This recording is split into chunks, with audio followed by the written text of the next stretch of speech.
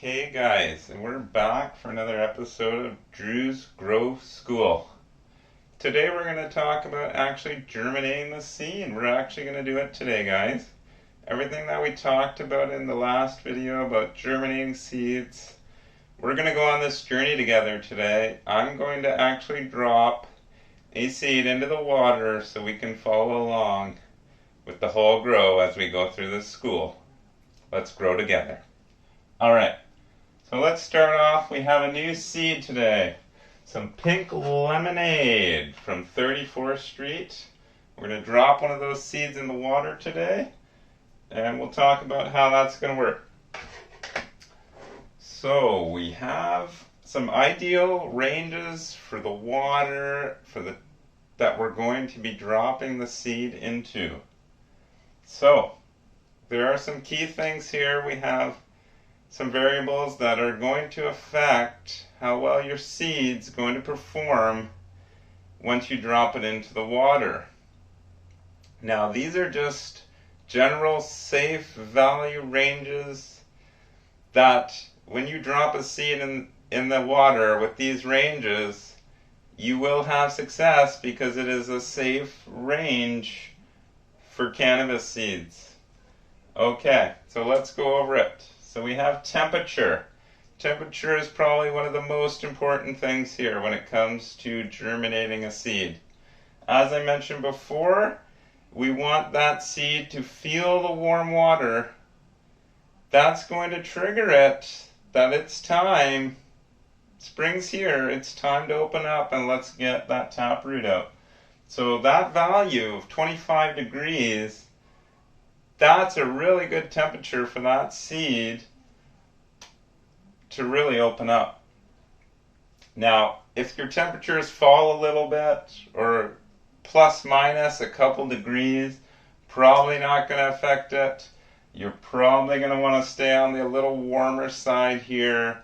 As I mentioned, you don't want that seed thinking that it's still winter or it's still not time to be ready. We're trying to warm it up. Warm it up. Let's get it opened. Okay, so then we have pH. We're talking about the acidity of the water here. Now, if you don't have a pH meter and you're using your tap water, it might be a good idea to get it tested to see where your pH is. If you don't have good tap water that you know of, you can always use distilled water. Distilled water is probably going to be the safest option for you. It's going to have probably the proper pH. You can get it to the proper temperature. You've already hit 2 of them. You're on your way.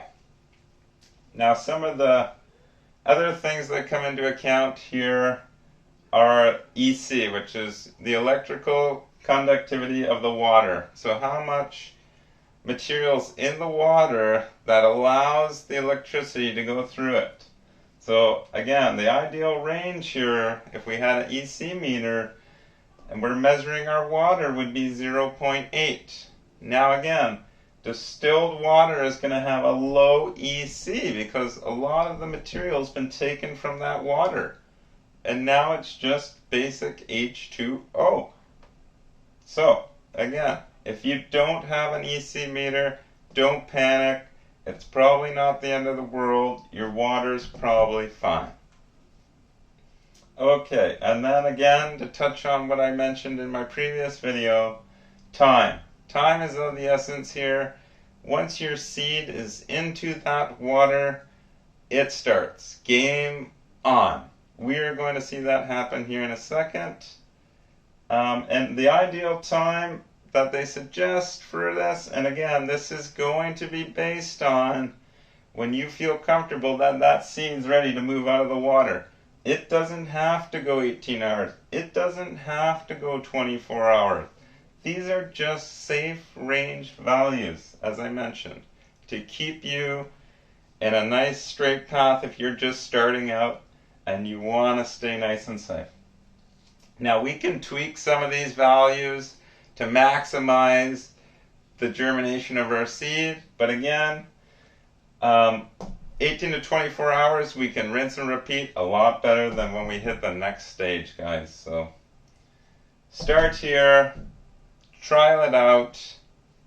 Here we go. Let's do it together. Let's get a seed. Let's drop it in the water together. Alright, so I'm going to grab these pink lemonade seeds.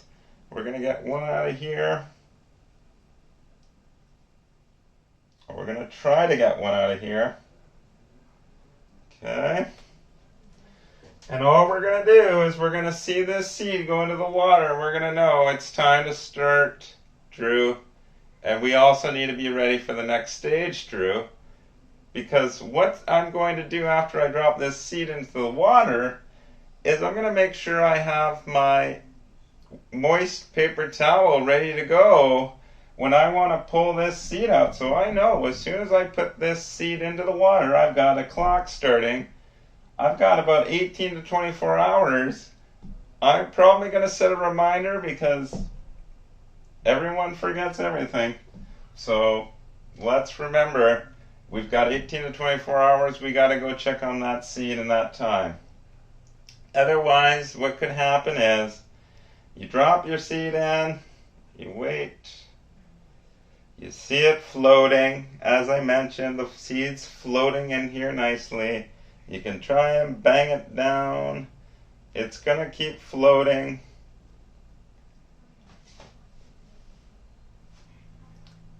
And like I said, after some time, as that seed sits in the water, it's going to soften up the shell of the seed.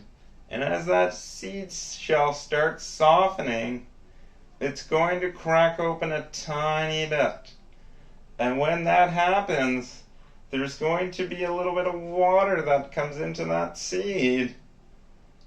And it's going to cause the air to come out of the seed. And the seed's now going to sink to the bottom. Now the most important thing here is, when that seed sinks, you know your seed's now underwater. There's probably a little bit of air left in that seed, but now the water's coming in. You don't want to drown your seed, so you want to stick within a normal time range. If you go too long, you could drown your seed. Won't be great. Again, no problem. We'll start over. We've only lost a day maybe. Here we go. So now that I have my seed in here, guys, and it's floating away, we can see it's still floating away. I can bang it down. I will check on this seed probably in every 8 hours or so, and I'll try and bang it down. And then one time when I hit that seed, it's actually going to go to the bottom. Then I usually say, okay, my seed's at the bottom. Give it maybe another 8 hours or so. However you feel comfortable, however long you think that seed needs. Remember, going too long will cause problems. Going too short is only thing that could happen here is your seed might not open. No big deal. Try again. You went too short, it's not opening. Try some other tools, try some other techniques. As I mentioned, some of the things you can do that get a little bit riskier if you're really trying to encourage this seed to open up. There are tools you can use to help you crack a seed. They make seed crackers. There is some things you can do also by putting your seed into some sandpaper or something and just shaking it up in the roll of sandpaper. And what that's going to do is it's going to scratch the edge of the sides of the seed, just to sort of, when the water's there, it's going to help soften it. So that's some of the tools you can use. And again, please research the tools that are available in this stage. Find the tool that's going to work for you. Get yourself in a safe range, a safe value.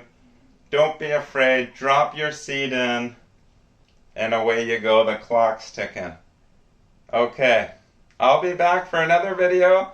We'll continue on this journey and growing pink lemonade. Till next time guys, see you later. Thanks for watching.